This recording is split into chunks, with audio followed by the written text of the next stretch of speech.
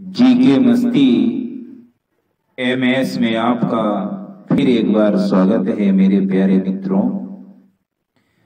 मैं मित्र से नारायण आपका तहे दिल से अपने यूट्यूब चैनल जीके मस्ती एमएस में आपका धन्यवाद और स्वागत करता हूं।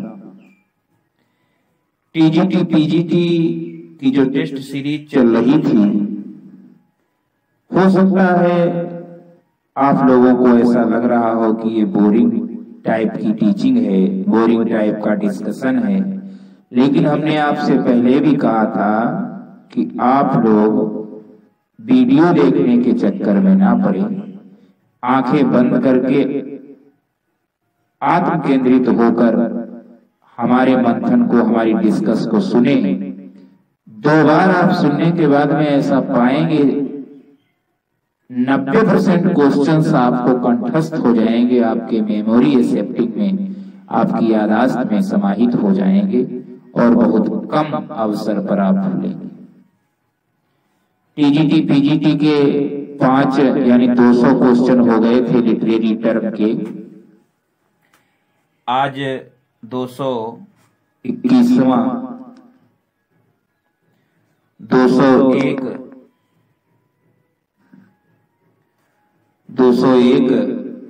पार्ट होगा। शुरू करते हैं, टाइम नहीं वेस्ट करेंगे।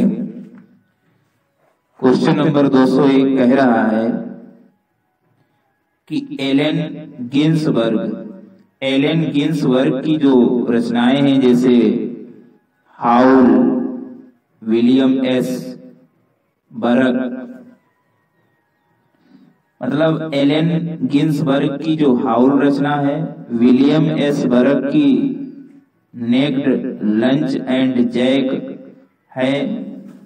सॉरी, ध्यान दें, एलन गिन्सबर्ग की हाउल, विलियम एस बर्ग की नेक्ड लंच और जैक किरॉक की जो ऑन दी रोड रचना है। 3 कवि हैं, 3 लेखक हैं, एलन गिन्सबर्ग, विलियम एस बर्ग और जैक किरॉक। एलन गिन्सबर्ग की हाउल, विलियम एस बर्ग की नेक्ड लंच और जैक किरॉक की ऑन दी रोड रचना है। ये किसके उदाहरण है? तो ये बीट लिटरेचर के उदाहरण है। किसके? बीट लिटरेचर के। पार्ट नंबर 5 में आपने लास्ट क्वेश्चन देखा था।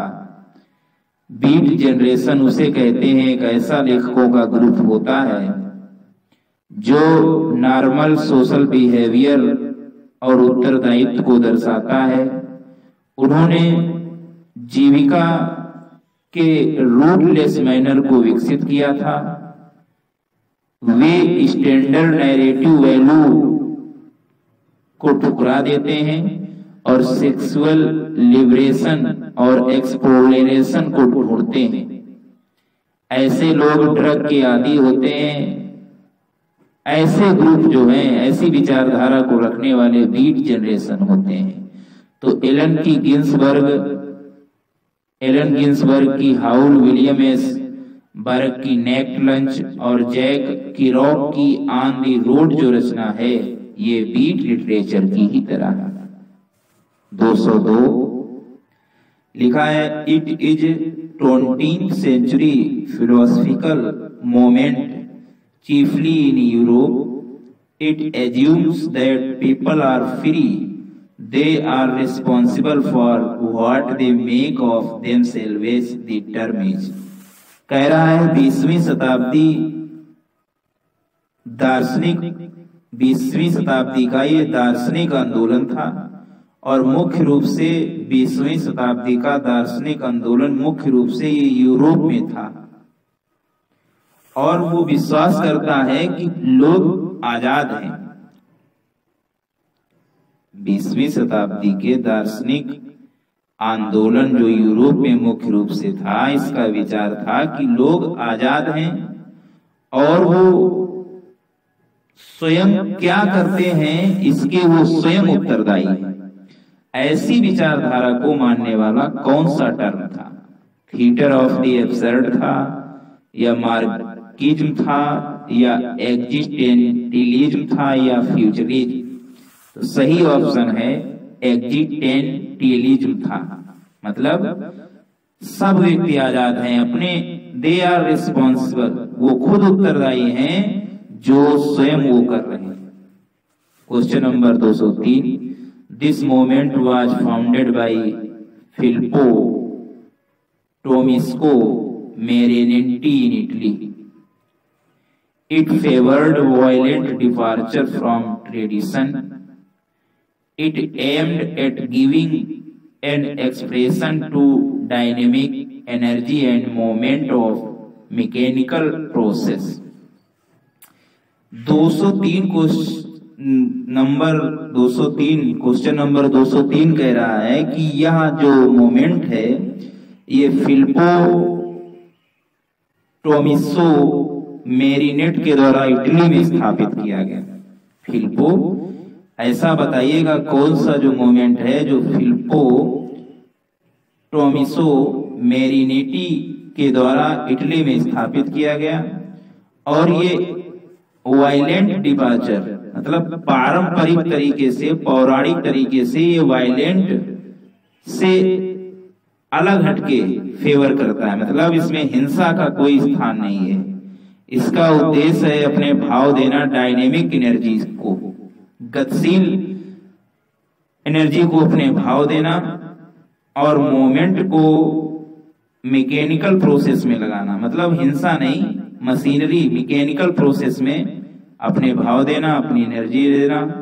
इटली में ये आंदोलन चला जो वायलेंट डिपार्चर को फेवर करता है, और इसका मुख्य उद्देश्य है कि अपने विचार, अपनी अभिव्यक्ति मैकेनिकल प्रोसेस को बढ़ावा देना है। तो ये कौन सा टर्म, कौन सा मोमेंट था जिसे फिलिप्पो टोमिसो मेरिनेटी के द्वारा फाउंड किया गया?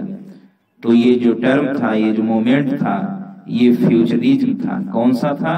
फ्यूचरिज्म। याद रखो, फिलिप्पो टोमिसो मेरिनेटी के द्वारा स्थापित फ्यूचरिज्म, जो मैकेनिकल पर ज्यादा ध्यान देता है। 204 question number 204, it is a school of late 19th century French painter. कह रहा है ये एक स्कूल था लेट 19वीं शताब्दी में फ्रेंच पेंटर, और किसके द्वारा?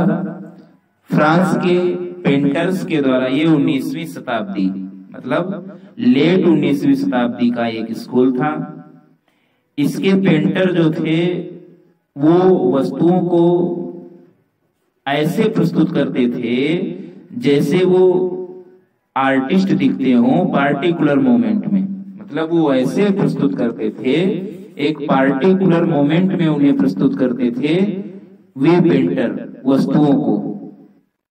They represent object from a particular vantage point, और वो उनको एक वांटेज पॉइंट पर, विशिष्ट पार्टिकुलर वांटेज पॉइंट पर रिप्रेजेंट करते थे वस्तुओं को, ना कि duplicating exactly their physical properties. मतलब बिल्कुल डुप्लीकेट नहीं, बिल्कुल शारीरिक रूप से बिल्कुल सही तरीके से प्रस्तुत करते थे। तो ये स्कूल क्या, कौन सा कहलाता था 19वीं शताब्दी में, जो फ्रेंच पेंटर्स के द्वारा स्थापित किया गया था। और इसमें वे लोग अपनी वस्तुओं को ऐसे प्रस्तुत करते थे जैसे वो कलाकार दिखते हों, विशिष्ट मोमेंट में और मूड में वो दिखते थे जो भी पेंट करते थे, और वो अपनी वस्तुओं को एक पार्टिकुलर वांटेज पॉइंट पर रिप्रेजेंट करते थे। तो इस स्कूल का नाम था इम्प्रेशनिज्म।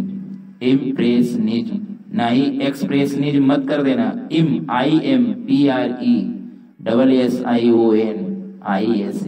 इम्प्रेशनिज्म सही है, एक्सप्रेशनिज्म भी नहीं होगा, श्यूरेलिज्म भी नहीं होगा, इम्प्रेशनिज्म होगा। लेट 19वीं शताब्दी फ्रेंच पेंटर के द्वारा बिल्कुल सही गति में प्रस्तुत करना।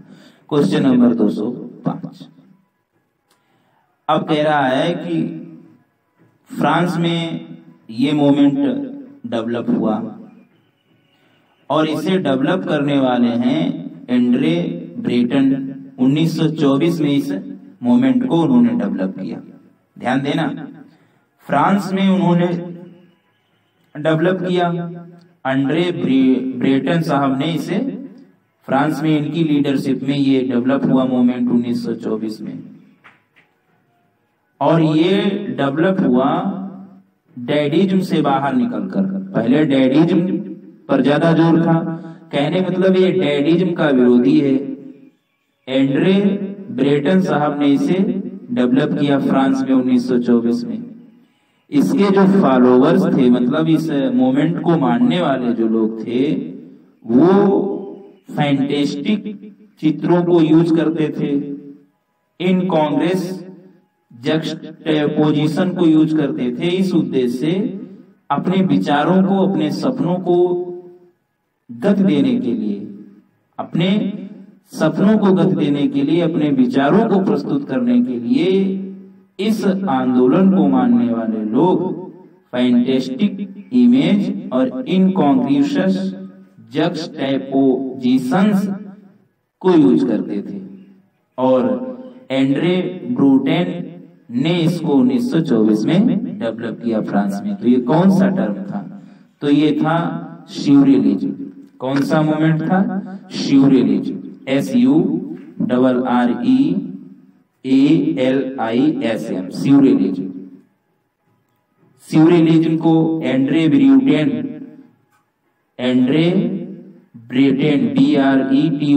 ब्रेटोन ने डेवलप किया फ्रांस में 1924 में। इसको मानने वाले, ये डैडिज्म के विरोध में था और इसके फॉलोवर जो है फैंटेस्टिक चित्र यूज करते थे अपने विचारों को रिप्रेजेंट, प्रस्तुत करने के लिए, अपने सपनों को प्रस्तुत करने के लिए। Question number 206, Oxford movement is also known as. Oxford जो मूवमेंट है उसका दूसरा नाम क्या है? तो ऑक्सफोर्ड मूवमेंट को दूसरा नाम है ट्रैक्टेरियन मूवमेंट। ऑक्सफोर्ड का मूवमेंट का दूसरा नाम ना तो रिफॉर्मेशन है, ना तो रिनेसा है, ना ही हार्वर्ड मूवमेंट है। दूसरा नाम जो ऑक्सफोर्ड का है वो है Tractarian, TRACTARIAN, Tractarian movement. Question number 207, John Keble, Ward और Pusey. John Keble, Ward WARD, Ward और पूशे, ये किस आंदोलन से संबंधित है? जॉन केबल, वार्ड और पूशे जो हैं ये ऑक्सफोर्ड मूवमेंट से संबंधित हैं। जिस ऑक्सफोर्ड मूवमेंट जिसका दूसरा नाम ट्रैक्टेरियन मूवमेंट भी है।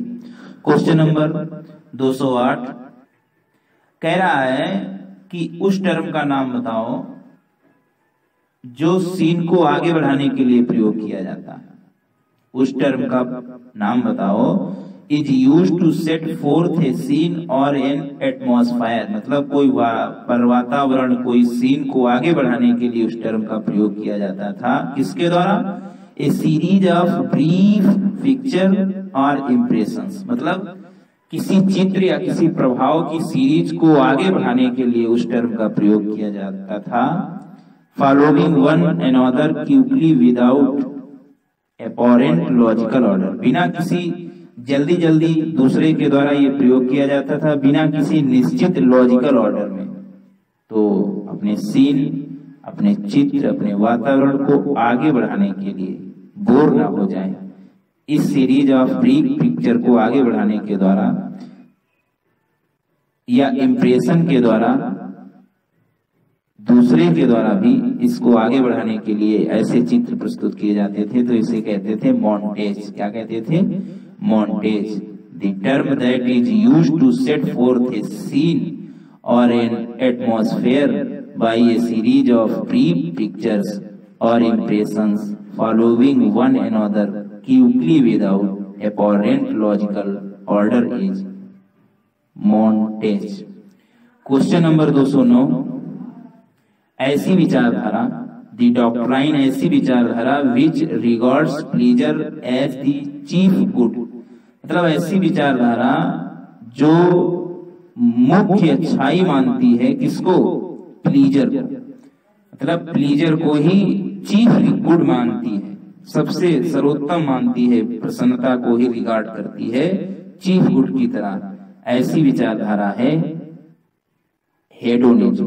कौन है? Hedonism, the doctrine which regards pleasure as the chief good. तो ऐसी विचारधारा जो रिगार्ड्स करती है प्लीजर को चीफ गुड की तरह, वो विचारधारा ना तो रियलिज्म है ना तो प्यूरिटेनिज्म है, वो विचारधारा है हेडोनिज्म, HEDONISM। Question number 210। ये जो टर्म अगला इसमें आपको ढूंढना है, ये जापानीज पोयम ऑफ 3 लाइन्स, मतलब 3 लाइन की एक जापानी पोयम के द्वारा, पोयम के लिए ये टर्म यूज किया गया।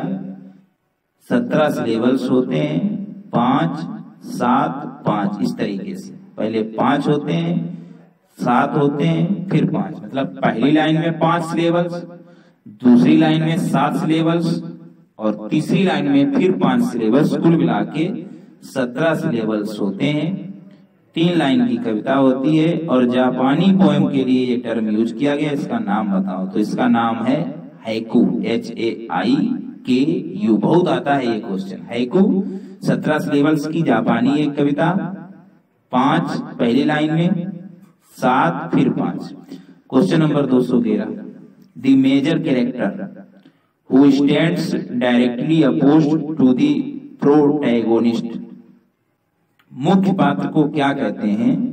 जो प्रत्यक्ष रूप से विरोध में खड़ा होता है प्रोटैगोनिस्ट के। मतलब कोई नाटक है, कोई मुख्य नायक है, उसके विरोध में प्रत्यक्ष रूप से जो खड़ा होता है, उस मुख्य पात्र को क्या कहते हैं? तो उस मुख्य पात्र को कहते हैं एंटागोनिस्ट।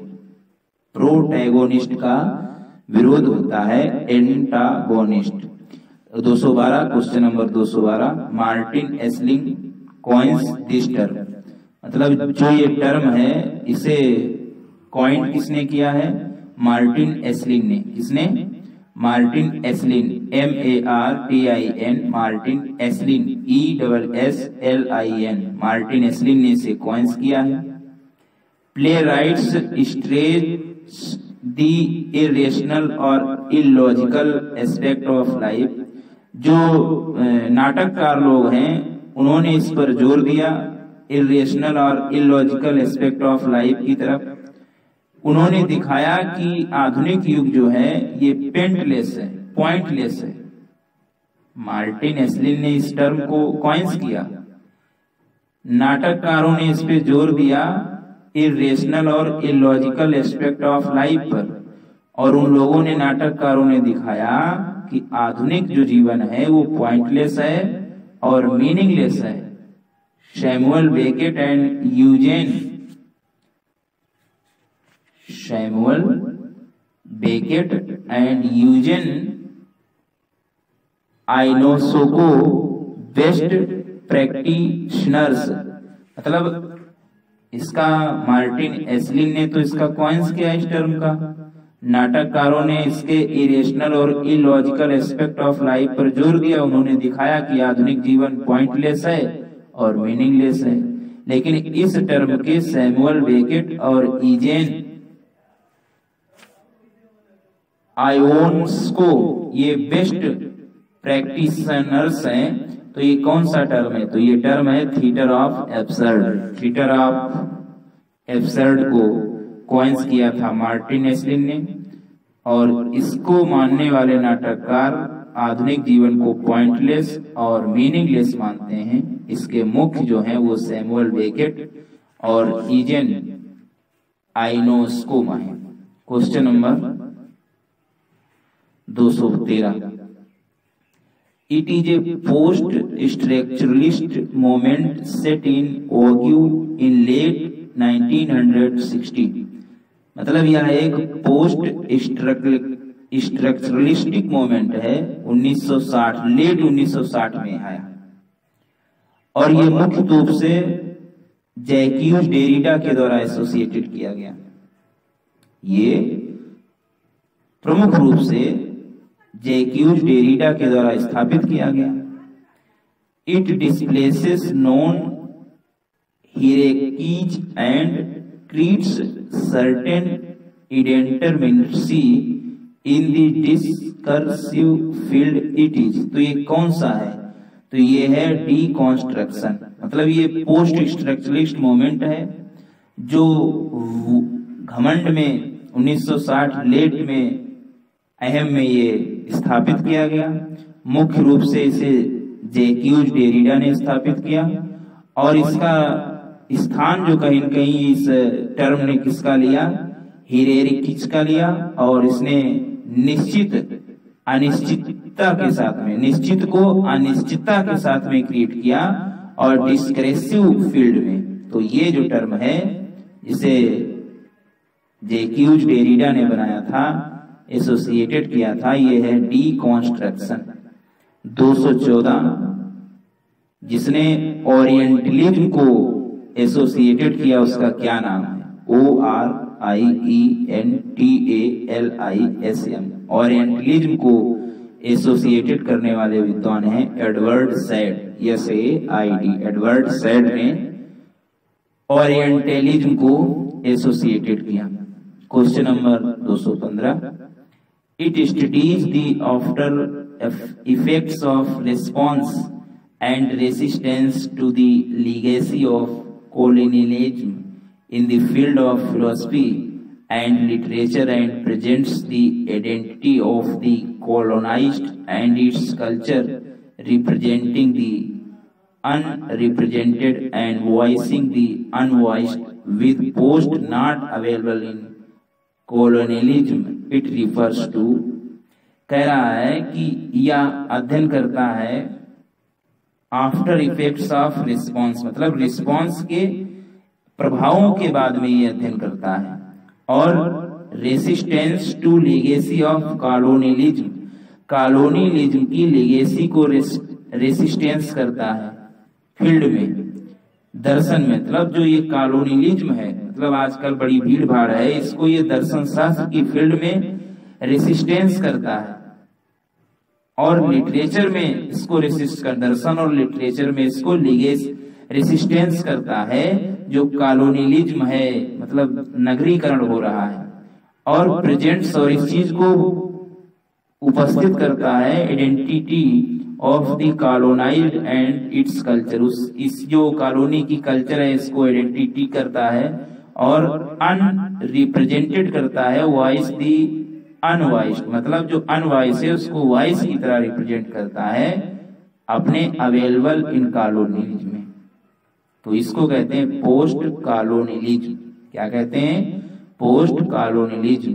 ऐसा टर्म जो लीगेसी ऑफ कॉलोनियलिज्म को दर्शन और साहित्य में रेसिस्टेंस करे और ऐसा प्रस्तुत करे जैसे कॉलोनाइज्ड की तरह हो, कोलोनाइज्ड की तरह हो, तो ऐसे कहते हैं पोस्ट कोलोनियलिज्म। कोलोनियलिज्म नहीं होगा, पोस्ट कोलोनियलिज्म होगा। अगला है पॉजिटिविज्म। टर्म किसके द्वारा दिया गया? Positivism, POSITIVISM। पॉजिटिविज्म टर्म जो है दिया गया अगस्टे कॉम्टे के द्वारा। August Comte, AUGUSTE August Comte के द्वारा पॉजिटिविज्म दिया गया। इसमें चारों ऑप्शन है। जैक्यूज डेरिडा आप लोग जानते हो, डिकॉन्स्ट्रक्शन दिया। फर्डिनेंड सेनियर जान ही चुके हो अभी। अगस्ट कॉम्टे ने पॉजिटिविज्म दिया। क्वेश्चन नंबर 217, किसने structure, sign and play in the discourse of the human science? एक ऐसे है structure, sign and play in the discourse of the human science. Structure, sign and play in the discourse of the human science, ऐसे के लेखक कौन है? तो structure, sign and play in the discourse of the human science के लेखक हैं जैक्यूज Derrida. Jacques Derrida. अगला है it is an absurdist play it written by Samuel Beckett. इन चार में से सैमुअल बेकेट के द्वारा लिखा गया नाटक है, और वो नाटक एब्सर्डिस्ट प्ले है। थिएटर ऑफ एब्सर्ड के तो आप जानते हो सैमुअल बेकेट जी मुख्य लेखक है। तो कौन सा इन चारों में से प्ले है? वेटिंग फॉर गोडेट है, वेटिंग फॉर महात्मा है, या दी नाउ हेयरमैन है, या नन ऑफ दिस। तो सही ऑप्शन है वेटिंग फॉर गोडेट जो है ये एक एब्सर्डिस्ट प्ले है जो सैमुअल बेकेट के द्वारा लिखा गया है। Question number 219, what is a called when a foolscap paper is folded twice resulting in 4 leaves eight page. मतलब उसे क्या कहा जाता है जब एक फुल स्केप पेपर को 2 बार फोल्ड कर लिया जाता है। फुल स्केप पेपर को 2 बार फोल्ड कर लिया जाता है तो उसमें 4 लीव्स हो जाते हैं, अर्थात 8 पेज उसके बन जाते हैं। 2 बार वो किया जाएगा और 4 लीव्स बनेंगे और 4 पेज बन जाए 8 पेज उसके बन जाएंगे। तो इसको कहा जाता है कॉर्टो, QUARTO, कॉर्टो कहा जाता है। Question number 220, what is called when a foolscap paper is folded once resulting in 2 leave यानी 4 पेज। पहले वाला तो कह रहा था कि उस पेपर को उसको क्या कहेंगे जब फुल स्केप पेपर को दो बार मोड़ा जाता है और उसके 4 लीव्स बनते हैं, 8 पेज बनते हैं। 4 लीव्स या 8 पेज तो उसे कॉर्टो कहते थे। अब कह रहा है उस फुल स्केप पेपर को एक ही बार मोड़ा जाएगा और 2 लीव्स बनेंगे, अर्थात 4 पेज बनेंगे, तो उसे क्या कहा जाएगा? तब उसे कहा जाएगा फोलियो। क्या कहा जाएगा? फोलियो, FOLIO, फोलियो कहा जाएगा। अगला question 221, it is A 9 line stanza. कह रहा है ये 9 लाइन का स्टेंजा होता है। इसकी राइमिंग स्कीम होती है AB AB BC BC C। 9 line का stanza, rhyming scheme AB AB BC BC E C, AB AB BC BC C। पहली 8 लाइन जो है वो आइम्बिक पेंटामीटर होती है। पहली जो 8 लाइन होती हैं वो आइम्बिक पेंटामीटर होती हैं, और ये लाइन जो है एलेक्जेंड्राइन लाइन को फॉलो करती है। पहली जो 8 लाइन होती हैं आइम्बिक पेंटामीटर में होती हैं, और ये जो लाइनें होती हैं ये एलेक्जेंड्राइन लाइन को फॉलो करती हैं, और वो भी आइम्बिक हेक्सामीटर में होती हैं। तो ये जो नाम है स्पेंसर ने एसोसिएटेड किया था। तो ये कौन सा स्टेंजा है? तो आप लोग समझ गए होंगे ये स्टेंजा है Spenserian stanza. 9 line AB AB BC BC CA rhyme scheme.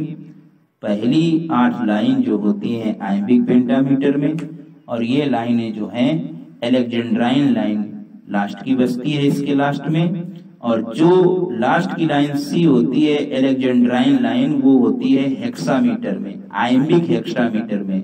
तो ये जो 8 लाइनें आइम्बिक पेंटामीटर में, 1 लाइन आइम्बिक हेक्सामीटर में एलेक्जेंड्राइन, ये होता है स्पेंसेरियन स्टेंजा। अगला है it is a rhyming verse stanza. 222वां क्वेश्चन है, rhyming verse stanza is consist of an interlocking 3 lines. Dante was the first poet who used it. कह रही हैं कि ये राइमिंग वर्स स्टेंजा होता है, मतलब रिदम मिलती हुई स्टेंजा होता है। ठीक, इसमें इंटरलॉकिंग 3 लाइनें होती हैं, बिल्कुल जुड़ी हुई एक दूसरे से 3 लाइन्स होती हैं। क्या होती हैं? 3 लाइनें जुड़ी हुई होती हैं। और क्या विशेषता होती है? पहले कवि इसके सबसे पहले इस स्टेंजा को यूज करने वाले दांते साहब हैं। तो कौन सा स्टेंजा है? तो ये स्टेंजा है टेरजा राइमा। क्या है? टेरजा राइमा, TERZA, टेरजा राइमा। अगला 223वां question, it is an expression the meaning of which can not be inferred from the meaning of the words that make it up. It may be a phrase or an expression with a meaning or meaning different from the literal translation. What is it? कह रहा है ये एक प्रभाव होता है जिसके अर्थ को इन्फर्ड नहीं किया जा सकता है शब्दों के अर्थ से। ये एक ऐसी अभिव्यक्ति होती है जिसको शब्दों के अर्थ से इन्फर्ड नहीं किया जा सकता है, जो कंप्लीट हो सके। ये फ्रेज भी हो सकता है, एक एक्सप्रेशन भी हो सकता है बिना अर्थों के अर्थ के साथ। क्या कहलाता है? ये कहलाता है आइडियम। मतलब अर्थ भी होगा, बिना अर्थों के अर्थ के साथ अर्थ भी होगा, नहीं भी होगा, इसे आइडियम कहते हैं। फ्रेज नहीं कहेंगे, क्लॉज नहीं कहेंगे, एक्सर्ट नहीं करेंगे, आइडियम कहलाता है। It is an expression the meaning of which can not be inferred from the meanings of the words that make it up. It may be a phrase or an expression with the meaning of meanings different from the literal translation. अगला है 224वां question. Gerard Manley Hopkins devise a metrical system. एक लेखक हुए हैं Gerard Manley Hopkins. Gerard Manley Hopkins ने devise the metrical system को, और ये 1 to 4 syllable fit it compose. और ये जो इन्होंने डिवाइस सिस्टम दिया, मेट्रिकल सिस्टम दिया, ये कंपोज होता है 1 से लेकर 4 सिलेबल फिट का। और जो स्ट्रेस सिलेबल से शुरुआत होता है, ये मेट्रिकल सिस्टम क्या है? तो ये मेट्रिकल सिस्टम है स्प्रग्स राइदम। इस मेट्रिकल सिस्टम को कहते हैं स्प्रग्स राइदम या रिदम। जेरार्ड मैनले हॉपकिंस ने इस डिवाइस को डिवाइस किया, मेट्रिकल सिस्टम, और ये 1 to 4 सिलेबल्स फिट होते हैं। और जो स्ट्रेस मतलब स्ट्रेस जोरदार सिलेबल के साथ शुरुआत होता है, इस मेट्रिकल सिस्टम को स्प्रग कहते हैं। SPRUNG स्प्रग rhythm. स्प्रिंग नहीं, स्प्रग, ध्यान रखना। अगला है this is the term which is applied to the poetry of John Donne. मतलब ये टर्म जो है जॉन डन के पोट्री में अप्लाई किया गया है। पहली बार इसको डॉक्टर सैमुअल जॉनसन ने यूज किया था, और जिन्होंने डॉक्टर सैमुअल जॉनसन ने इसे ड्राइडेन के फ्रेज से उधार लिया था डन के लिए। मतलब यह टर्म जो है जॉन डन की काव्य में यूज किया गया है, अप्लाई किया गया है। पहली बार इसे डॉक्टर सैमुअल जॉनसन ने प्रयोग किया था, और कहां से डॉक्टर सैमुअल जॉनसन लाए थे?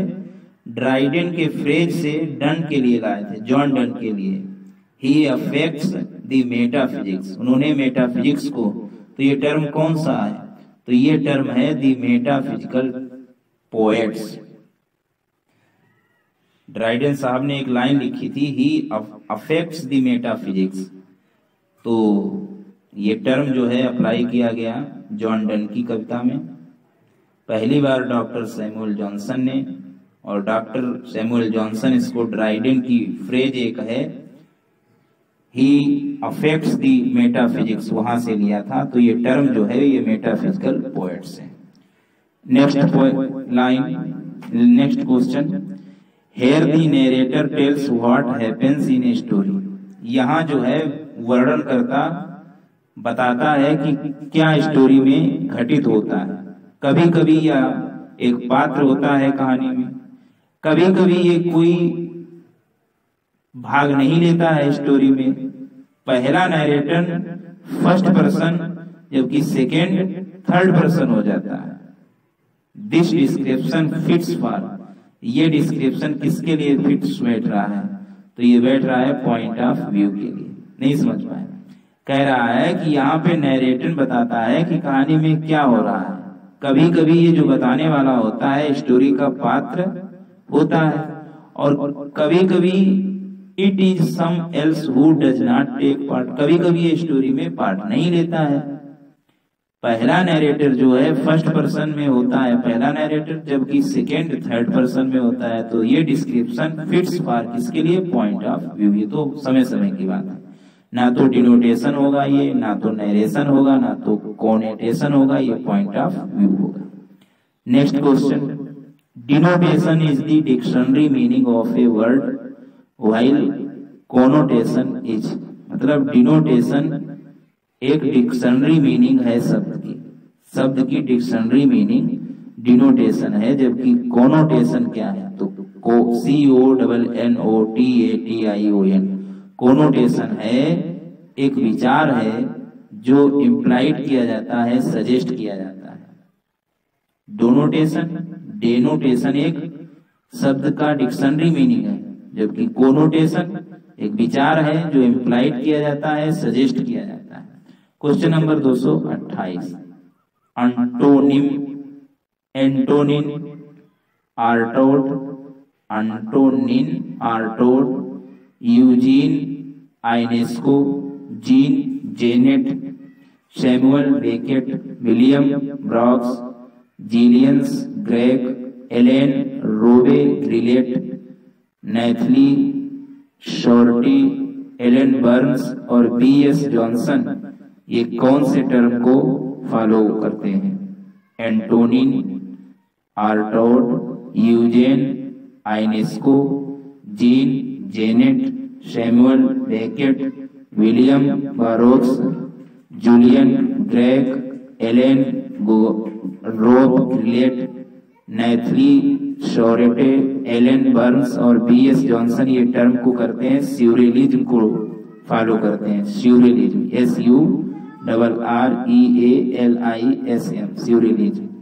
अगला है element, question number 229, element of surprise, unexpected, juxtapositions and non sequitur are the features of, मतलब ये किसके रूप हैं, एलिमेंट किसके हैं, सरप्राइज, अनएक्सपेक्टेड, जक्स्ट पोजिशंस और नन सिक्यूटर, ये किसके फीचर्स हैं, ये फीचर्स हैं स्यूरेलिज्म के, जिसके अभी लेखक बताए स्यूरेलिज्म के ही ये तत्व हैं, सरप्राइज, अनएक्सपेक्टेड, जक्स्टोपोजिशन, नन सिक्यूटर, जिसके स्यूरेलिज्म के ही फीचर हैं, जिनमें लेखक हमने बताए थे Antonin, Artaud, Eugene, Ionesco, Jean Genet, Samuel Beckett, William Burroughs, Julian Gracq, Alain Robbe Grillet, Nathalie Sarraute, Alan Burns और BS जॉनसन।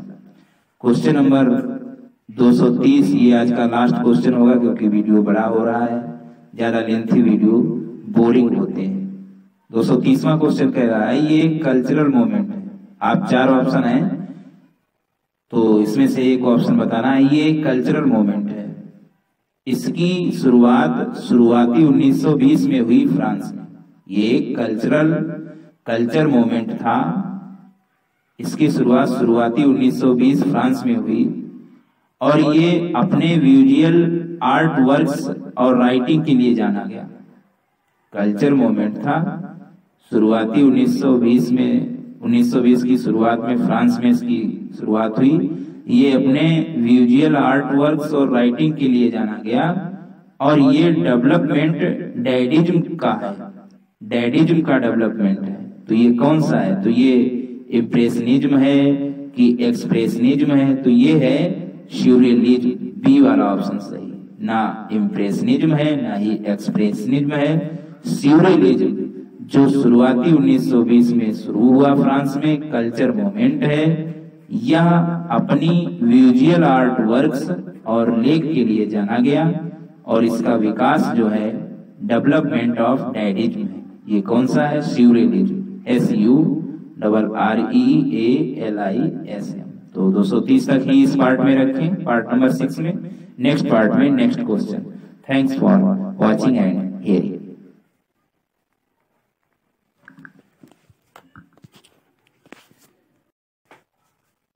जीके मस्ती MS में आपका फिर एक बार स्वागत है मेरे प्यारे मित्र।